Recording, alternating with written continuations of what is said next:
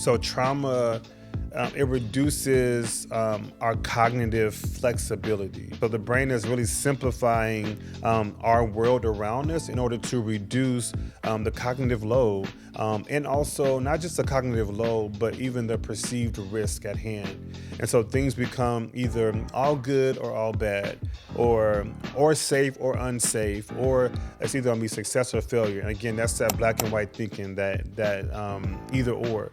When someone feels internally unsafe, they often try to manage that discomfort externally. So what they're feeling on the inside is often manifest through their behavior on the outside or externally. It might be a car accident, it might be a physical or sexual assault, it may be sudden loss of a loved one, maybe it's experiencing violence or a life-threatening medical event. Like you can say, like for me, these are the kinds of experiences that most people recognize as trauma, because because the danger is more obvious, right?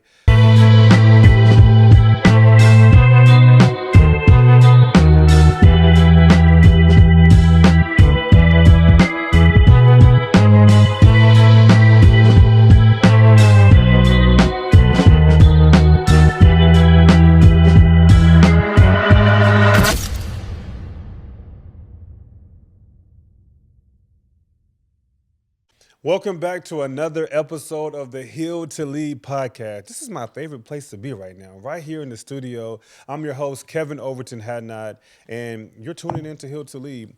Don't forget to like and share and subscribe to our YouTube channel. We're also on Spotify, Apple Podcasts, and iHeartRadio. Listen, of course, we have another great episode for you. So tune in, kick back, relax. I won't go there into that song. But anyways, today we're talking about trauma-informed leadership. Last episode, I gave us more about the heartbeat behind the Heal to Lead work that we're doing and I'm passionate about. Today we're talking about trauma-informed leadership. Not as like a buzzword, but really just, as I guess a nervous system reality check or reality. Because for me, like leadership is not just about like strategy or all about strategy, or it's not all about charisma. It's not all about confidence. It's really just about regulation. I just want to share, I think, in my own story, as an example, like feeling so much pressure in one of my roles, from the stress, from one of my jobs. I had many deadlines, didn't really know how to regulate, how to handle stress or people for that matter. I don't know if it was just age or maturity. I don't remember that much in that moment. But I definitely believe that sitting at my desk, feeling defeated, feeling deflated, and what I remember most is just feeling like I had to always be on the defense. All of my responses was like I'm ready to kind of like put up my emotional boxing gloves or my words to be to attack people. I was responding rudely. I was responding quick tempered. But I can tell looking back a little bit that I just wasn't like calm. I wasn't grounded. I wasn't regulated. This was pre me being a therapist. I had no tools, no coping strategies at all. And so I just remember that time, and I think that sort of became a little bit why I wanted to pause and bring this episode today. Also, I am fresh off of a retreat. I did a 7-day retreat in California earlier this month. I don't know which month you're watching this, but I did a retreat, nevertheless, in California. And it was specifically about storytelling and the art of storytelling. However, we had did a lot of time, like just by ourselves and just grounding ourselves, in essence, grounding our nervous system. And so that helped me reflect more, helped me ground more, but really come into this idea that we just have to understand that safety is what changes everything. And oftentimes, like that word safety gets pushed to maybe women or females, and men can't be safe, or you're sassy. You hear all kind of things on the social media airways and byways, but like for me, safety changes everything. It changes how we behave, how we think, how we feel, how we observe ourselves. But again, if safety changes everything, then leadership can't be about control only. It can't be about control. Like for me, it's really about how do we create conditions where people can think and feel and choose clearly. And so that's really how we're coming in hot this episode around trauma informed leadership. Before we keep going, I just want to just do like a quick nervous system reset. Just some things to think about as we're grounding ourselves even into this conversation. So let's just call this Orient and Excel, right? This is the Orient Excel reset. So I just invite you to do this wherever you are, if it's safe to do this. Just one, orient yourself. Like literally look around wherever you are. Maybe like name three neutral or pleasant things you can see. Like for me, obviously it's my dog here being loud with his collar. I see I have my water bottle here, stay hydrated, and even just a plant over here. So just naming three things I can see. Maybe just exhale. So take a deep breath in through your nose, and then a longer exhale through your mouth. And then also let's just name safety. Silently say, in this moment, I am safe enough. In this moment, I am safe enough. And let me say why this matters as I invite you back to the conversation. Like orientation, it tells your nervous system that you're not under a threat. Again, orientation tells your nervous system that you are not under a threat.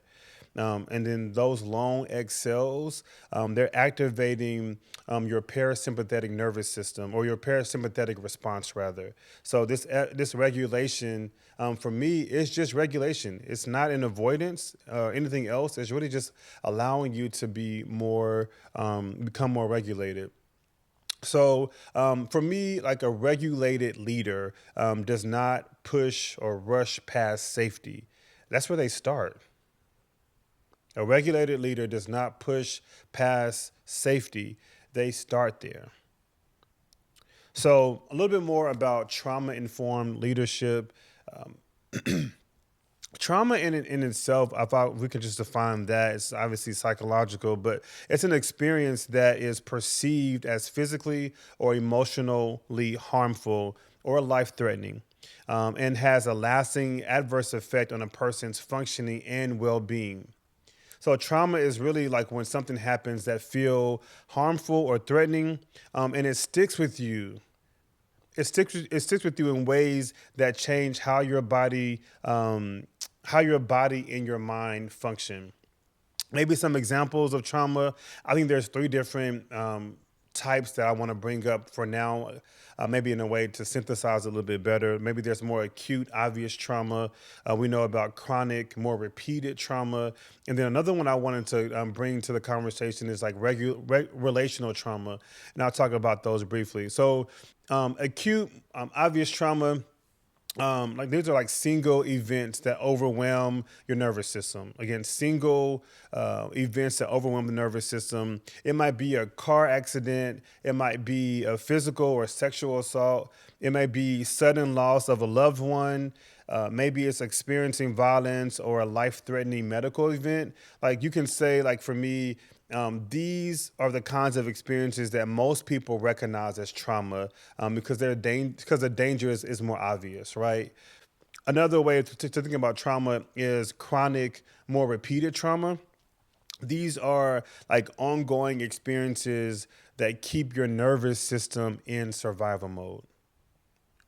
So that might look like growing up in a home with constant criticism, with constant yelling, or even unpredictability, right? We can name that as well. It might look like long-term emotional neglect. It might look like repeated exposure to racism, to bullying, or even discrimination. And another way to think about chronic or repeated trauma is like living in prolonged financial or housing instability. Again, these are chronic repeated traumas. Nothing explosive happened, but I think for this conversation, safety was never consistent. Stay with me.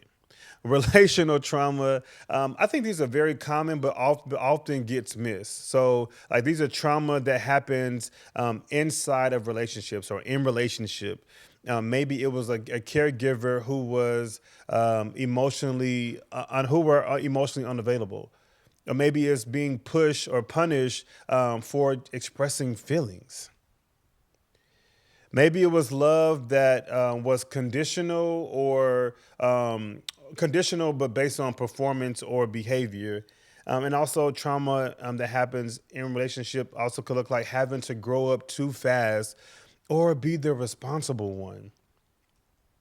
Again, like the wound isn't specifically what happened. I think it's just what you had to adapt to. I think we can see it that way. So, how does trauma affect decision making? Again, this is about trauma informed leadership. Maybe some key things to bring out for your consideration. One is trauma narrows perception. Trauma, in my thinking, trains our nervous system, to scan for danger, not for possibility. There's a bit of a difference. It's our brains are always scanning. We're always in survival mode, but our nervous system is scanning for danger, not for possibility. So again, trauma narrows that perception. Like when someone has experienced chronic stress or a threat, like their brain learns to focus on what could go wrong instead of like what else might be true, to that more curiosity muscle being exercised. Like this isn't a mindset issue. I think it's really just more about a survival, like you just adapting, more about a survival adaptation. Like in this state, we see maybe nuance disappearing a little bit more, like the world becoming more smaller, smaller, because your nervous system is conserving energy, believe it or not, just to stay alive. Like for leaders, to bring it back to that point, this can look like really missing creative solutions from others around you, in your corner, above or alongside of you, or maybe even beneath you. If you do a 360 review, you might find more feedback, and probably in this space. So, missing creative solutions, maybe even missing or misreading neutral feedback as criticism. Now, listen, I'm someone who don't like to be criticized. I have to work on that and pray about that some more. But oftentimes, that trauma helps us misread just neutral general feedback as criticism. And also I would say maybe assuming worst case intent from others, and that's something that definitely leaders should always be in reflection about. I'd also say trauma affects decision making because survival states prioritize, or being in survival mode sort of prioritizes speed over clarity. So speed is not just more of this or solely this societal thing that happens. When we think about capitalism and white supremacy and all these things that impact it, but survival states also prioritizes speed over clarity. So when the nervous system perceives threat, then of course we see speed becoming more of a priority here. That means likely the body is preparing to fight, flee, freeze, or fawn, and maybe quick decisions. They feel safer than more intentional, thoughtful ones. And that's why I'm very big on, even in sessions sometimes, or even just not by myself, like pausing sometimes. But we also know, when we experience trauma, pausing can feel dangerous because, yeah, historically, hesitation, maybe even for men, may have led to certain consequences. So I'm mindful of that and sitting with you for sure.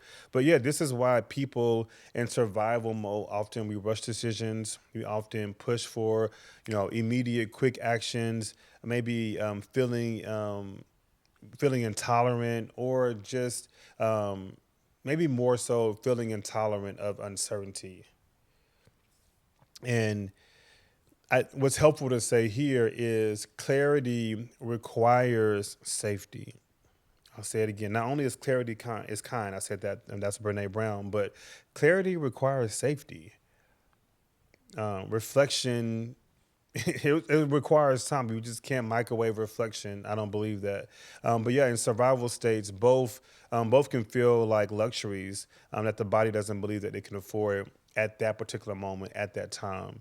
So what's helpful to hear or see here is like dysregulation like can lead to a couple of things. So I'll unpack these three things more after this, but just to get them all out, if you're taking notes, dysregulation can lead to or leads to over control or avoidance.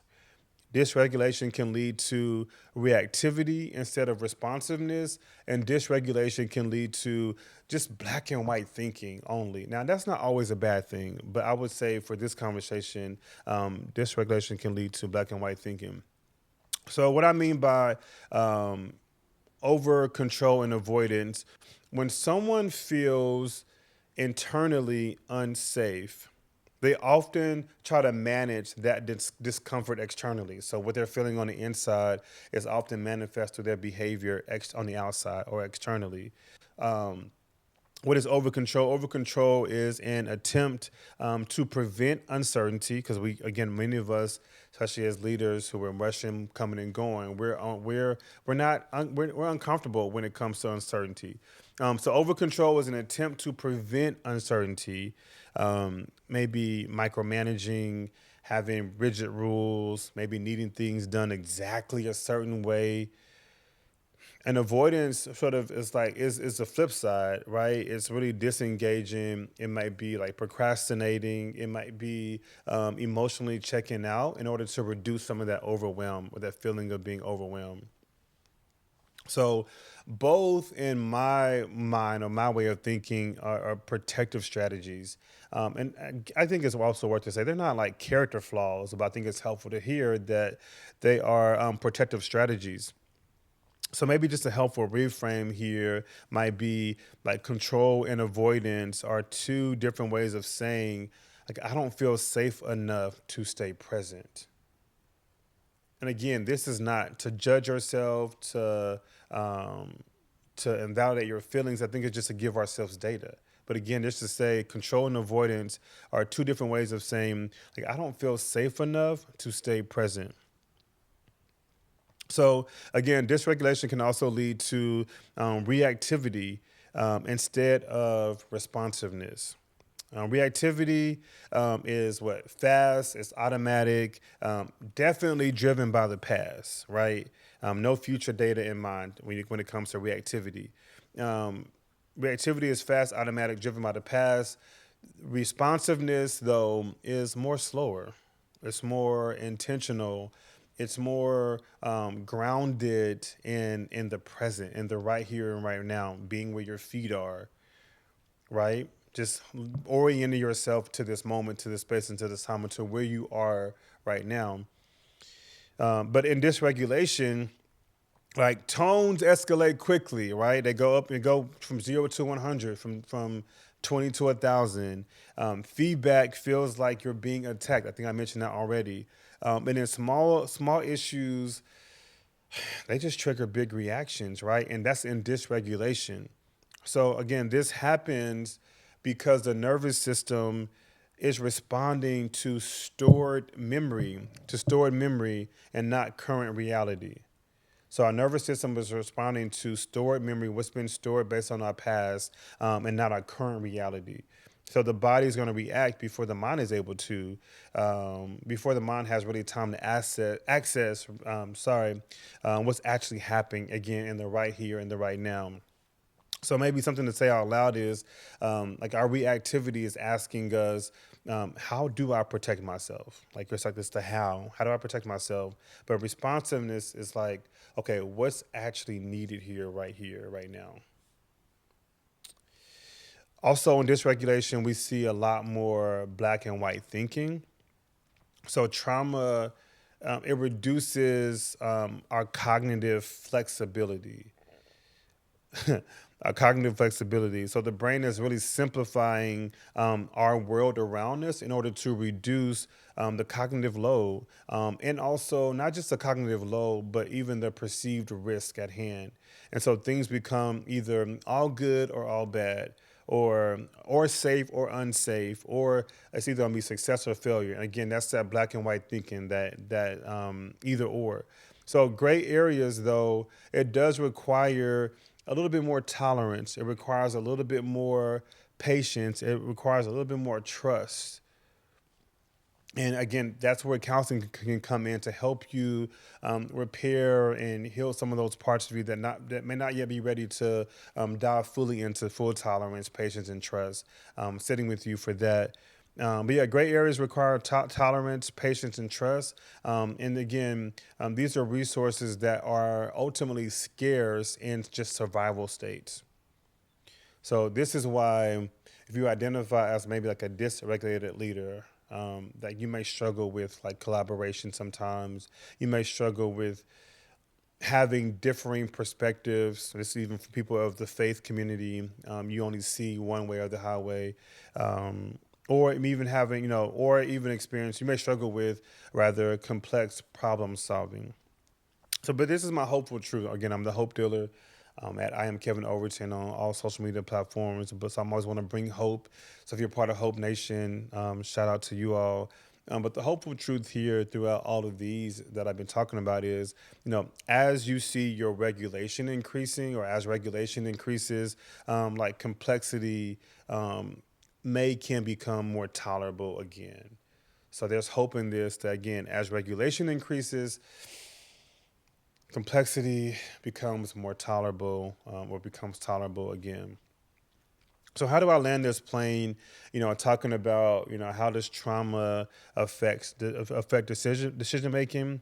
One is like when the nervous system is in survival mode, like the brain's job then is not just it isn't wisdom, it's protection. So you're trying to open up both of those as possibilities.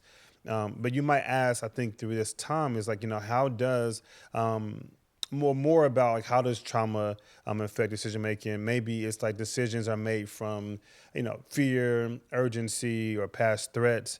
And then leaders, like I said earlier, probably is like leaders may micromanage more. They may shut down, put a wall up when it comes to feedback, and then they may confuse intensity with effectiveness. So let me leave you with this too, real quick. Like trauma doesn't make someone a bad leader. I think it just makes leadership harder without safety. But what does a regulated leader look like?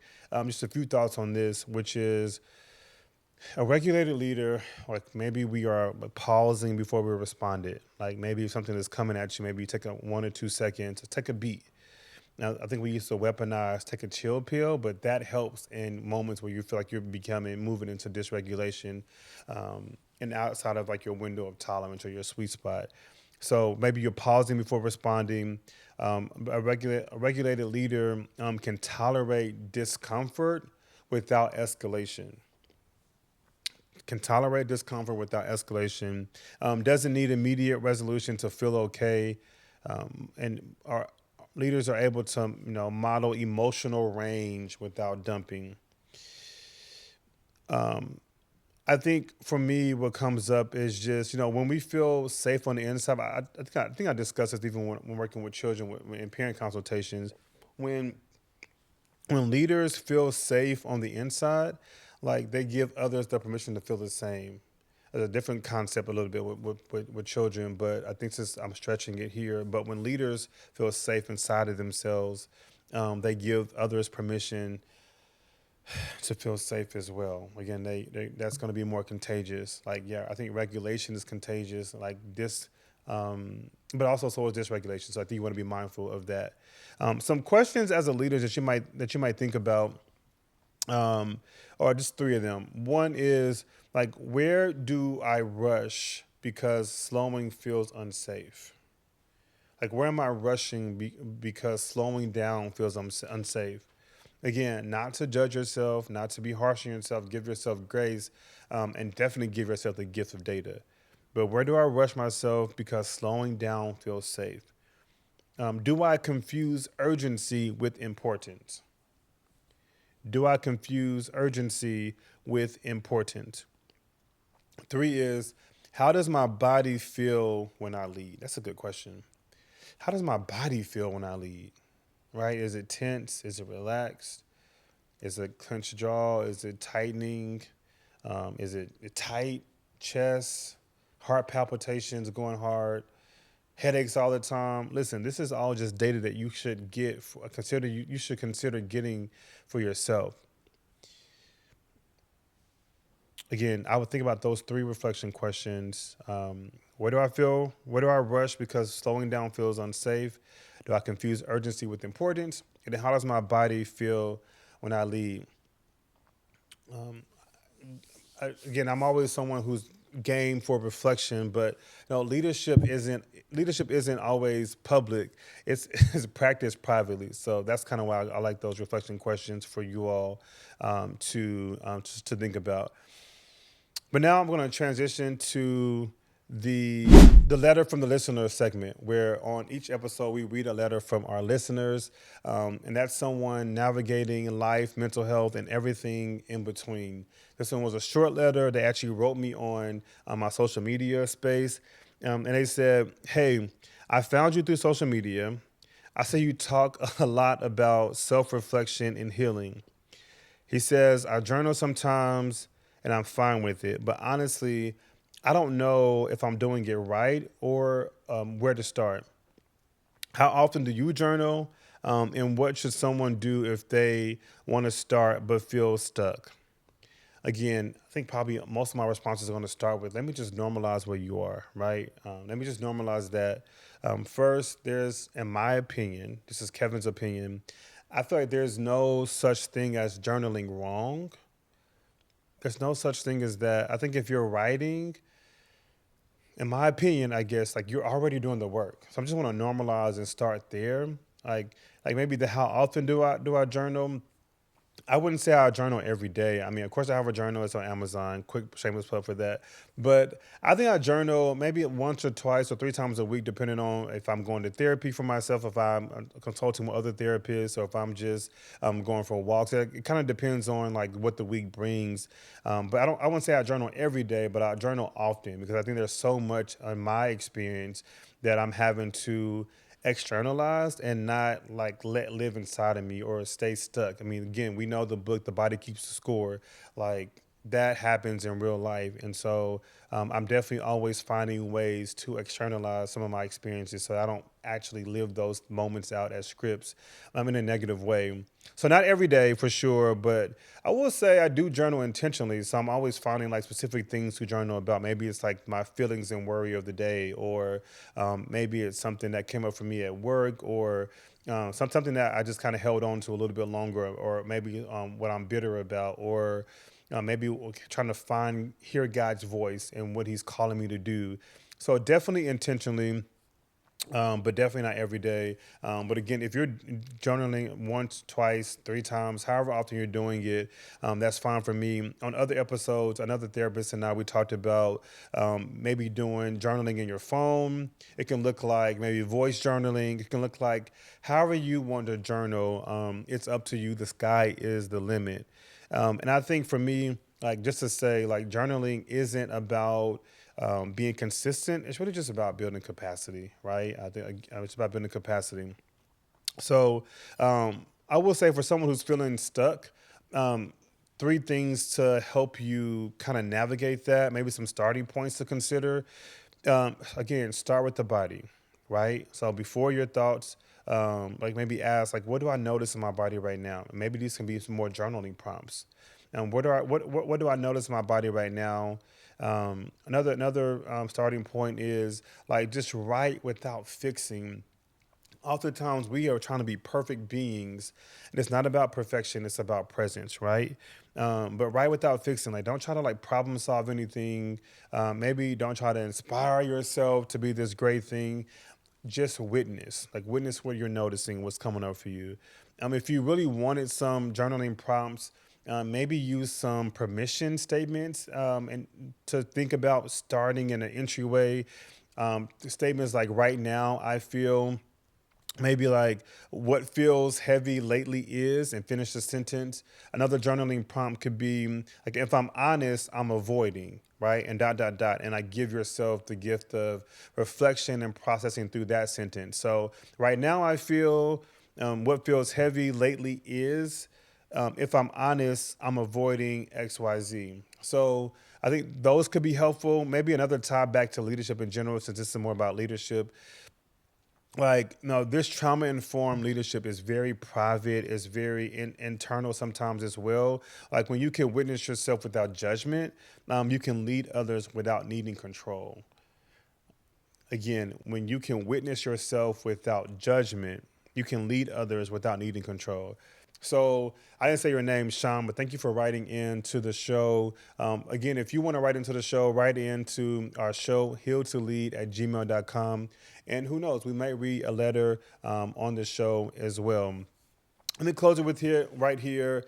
This has been an amazing episode, again, on trauma-informed leadership and unpacking some of the conversation that we had. The conversation that we had here today, maybe a healing habit today is journaling. Listen, I think I mentioned this probably other episodes as well, but that's what's top of mind. Finding space for yourself to journal is super critical and important. Let's not carry some of those things around. You men, you women, you deserve to take time for yourself. You deserve time for yourself in this world. And I hope that resonates with you all. I'm going to sit with you. This has been an amazing episode. Again, I am Kevin Overton-Hadnot. If this episode resonated with you, please share it. Do not heal alone. Please please subscribe to our channel. Again, YouTube, Spotify, iHeartRadio. It's been another great episode. I'm Kevin Overton-Hadnot. See you soon.